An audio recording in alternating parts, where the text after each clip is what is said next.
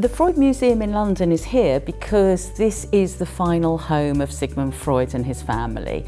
Freud, both as a Jew and because of the work that he'd done, was in extreme danger.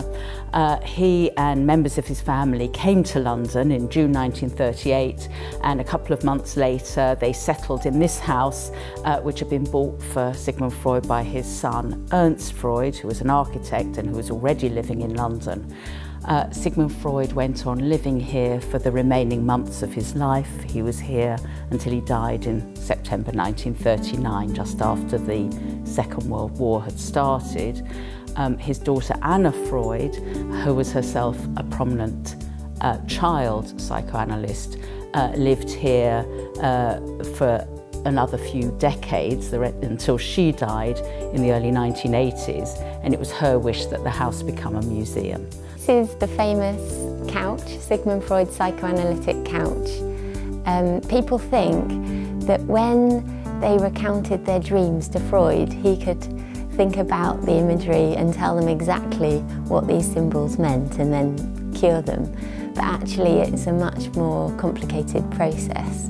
So people would talk about their dreams, their memories, their thoughts, and from those images, from that manifest content, they would then use free association to sort of think about words and deeper meanings that are somehow sort of in those dreams. And the idea was for patients to lie down and relax so that they could talk about their thoughts and feelings, memories and dreams,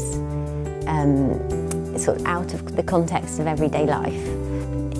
He designed the couch, sort of the space of the couch, so that he would sit behind the patients because he thought staring at his patients all day for 8 hours was really hard work.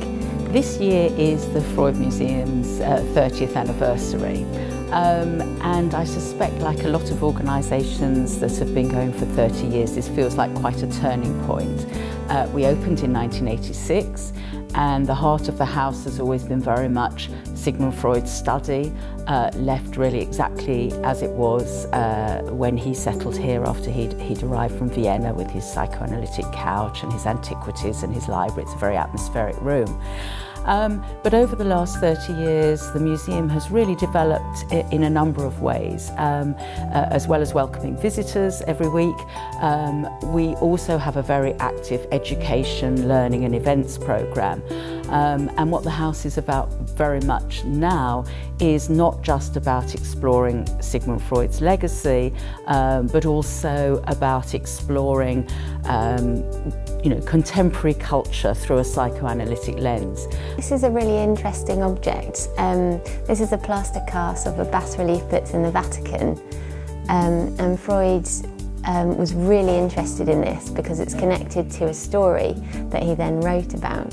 Freud wrote in his essay Dreams and Delusions in Jensen's Gradiva that there is in fact no better analogy for oppression by which something in the mind is at once made inaccessible and preserved than burial of the sort to which Pompeii fell victim.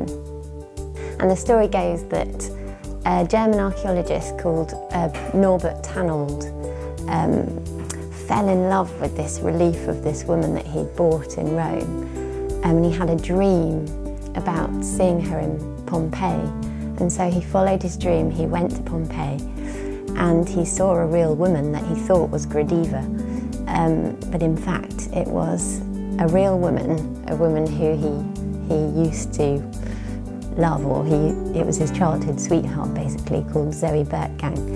And she realised that Norbert Tannhold was deluded and gradually helped him realise that the object that he loved was not an object, it was her.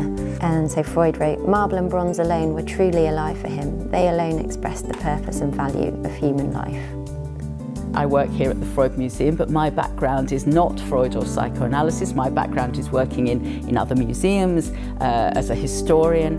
So I probably arrived here a few years ago with a fairly healthy, I hope, dose of scepticism about some of the claims of psychoanalysis, but nonetheless, I think obviously dreams tell a huge amount about, you know, what we're thinking, about what's going on in our unconscious, about the things that are worrying us, and I'm sure we all have that experience of thinking about a dream, of analysing it and of questioning, you know, why did I think about that person? Why did that person appear in my dreams? Why was I, you know, having this particular experience in my dreams? So I think there's absolutely no doubt that dreams tell us something about ourselves if we think carefully. But I'm no expert in analysing dreams, and I would leave that to the experts. Freud wrote that we psychiatrists cannot escape the suspicion that we should be better at understanding and translating the language of dreams if we knew more about the development of language.